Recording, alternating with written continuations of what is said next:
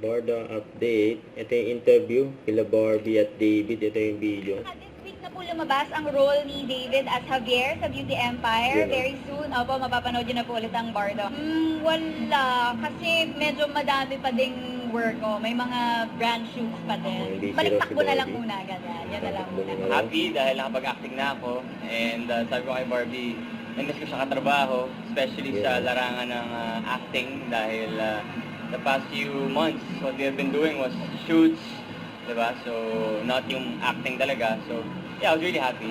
Sa Viva Life Quest, which I'm really looking forward to. Something na matagal ko ng pangarap. So, now na, you know, like I'm getting to play, especially playing with mga players na professional and international, diba? So, Kabato ka ba? medyo, syempre, di ba? Kasi bukas may taping ako, then Saturday, yung basketball naman. Then later may training na naman ako ng basketball and I have to study. So, tuloy-tuloy eh. Pero kakayanin for the love of the game. And first taping day ni David for Never Say Die, you know. And for Oppo with Kenzie. And Shelby pa nga sila. And suppose si David sabi niya, from chill to hype every moment. And nabasa ako pa, pero no problem yan.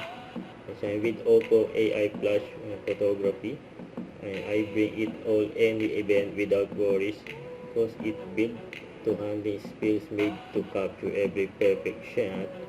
Yan, kahit na madilim mo, pwede lumiwanag. Yun, no? Ganda ng phone, no? Oppo. Don't forget to subscribe, click the notification bell for more update. This is Victor Reaction Vlog. Stay tuned for more videos.